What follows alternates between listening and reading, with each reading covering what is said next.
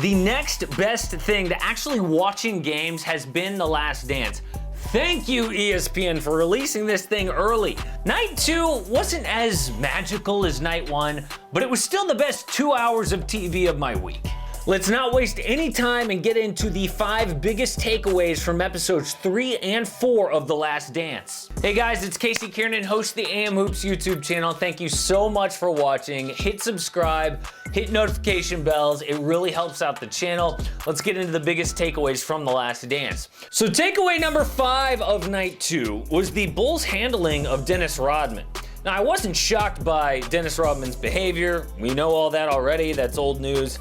But I was really interested to see Phil Jackson's acceptance of Rodman to the point that he let him go for 72 hours to Las Vegas. Of course, it was an excused absence for 48 hours.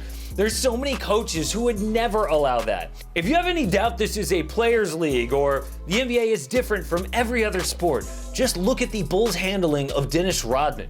So he goes to Vegas for 3+ days when he was only excused for 2, and he's partying with Carmen Elektra. He's smoking, he's drinking in the middle of the season.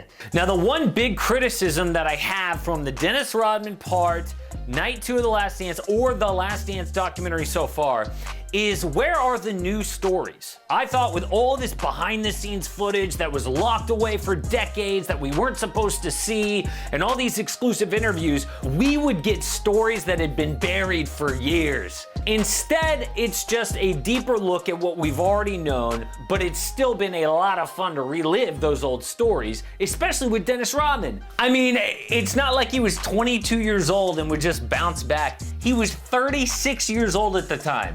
But the crazy thing is he did just bounce back. MJ told that story about trying to get back into shape for Dennis, but Rodman was already back in shape. I think of how insane guys are nowadays about taking care of their bodies. I mean, LeBron James is also 36 years old. He drinks wine, sure, but he spends about $1.5 million per year taking care of his body.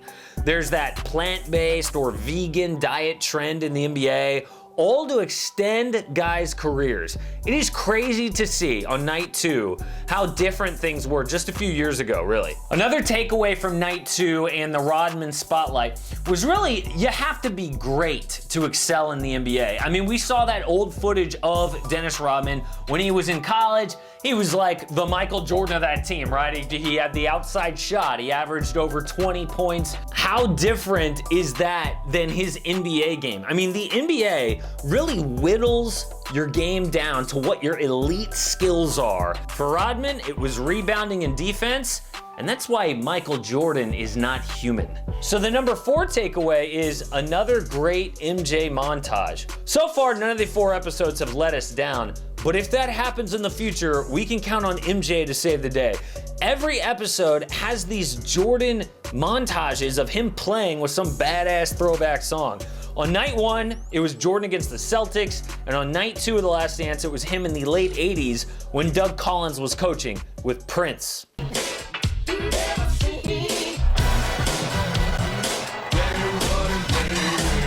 It made me realize why guards are so popular. It was so amazing to see that skill that Jordan had, right? I mean, every difficult shot is like a ballet of moves. I mean, big men can be dominant, but how exciting is this, really? When we see a smaller dude have to change hands in midair, it takes our breath away.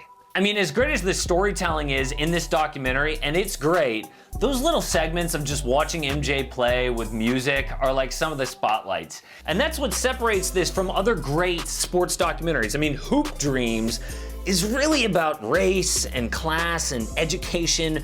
OJ Made in America is about the justice system and celebrity. The Last Dance is all about basketball. And I love that during quarantine, when we don't have sports as an escape, we get the next best thing, a documentary about the greatest to ever play and what made him so great. Episodes 3 and 4 gave us some real behind the scenes look of MJ during games. I mean, this was a quick moment during the Doug Collins years, but when that camera caught MJ's reaction to a foul being called, it felt so real. I also love the back and forth on the bench during games. Well, in The Last Dance, we actually saw Jordan legit coaching his teammates. It's the most raw game film ever. When the clock was running down, he set that screen and veered over the top. Switch in that situation. The number 3 takeaway was the Phil Jackson storyline. I was looking forward to the Phil Jackson spotlight because he's my favorite coach, not just because of the titles, but because of his style. I mean, Phil was not afraid to be himself. The spiritual approach to the game, not catering to stars on the court. I'm surprised it worked. I mean, who gets your first job ever and you institute yoga and meditation?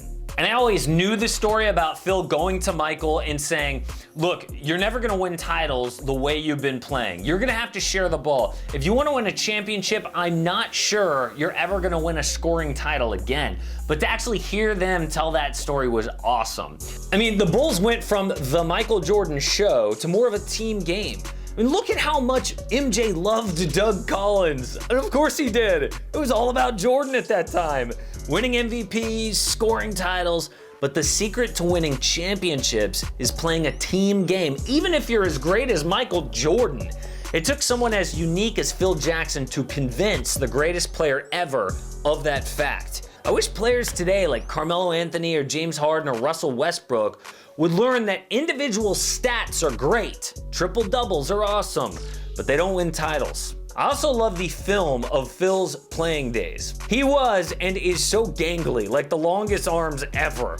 By the way, Jerry Krause was in a little bit this week.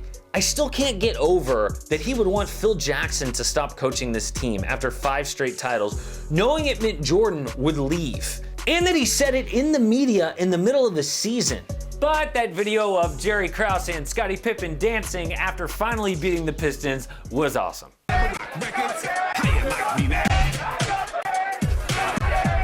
Takeaway number 2, the Bad Boy Pistons rivalry. This documentary is so great because it kills that perception that Jordan was this basketball god who never missed a shot, never lost a game. I love all the losing years they show us with the Bulls against these Pistons.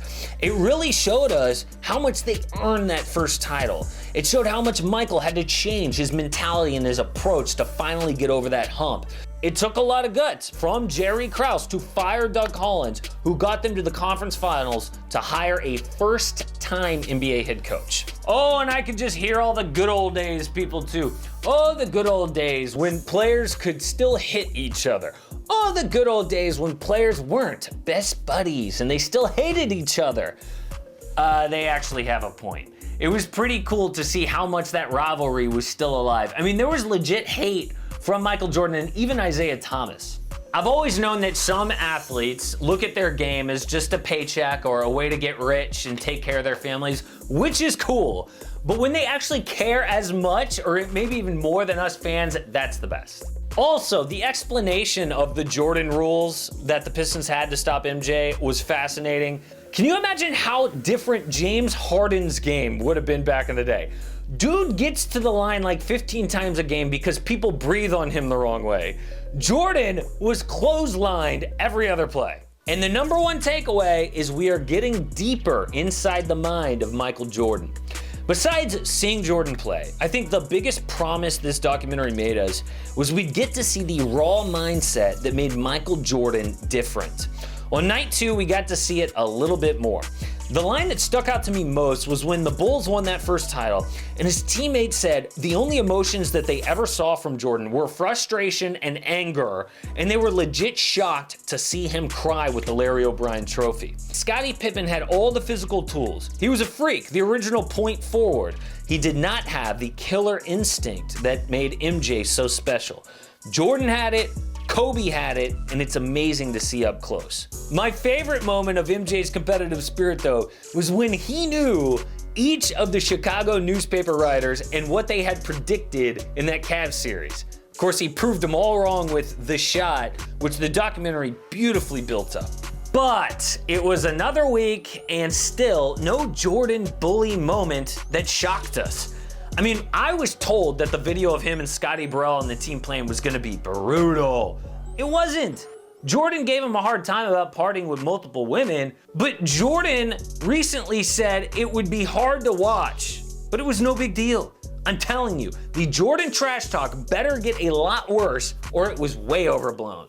Still, The Last Dance has been a great look into the characters, and there are more to come, that made up the 1990s Chicago Bulls, and night 2 did not disappoint.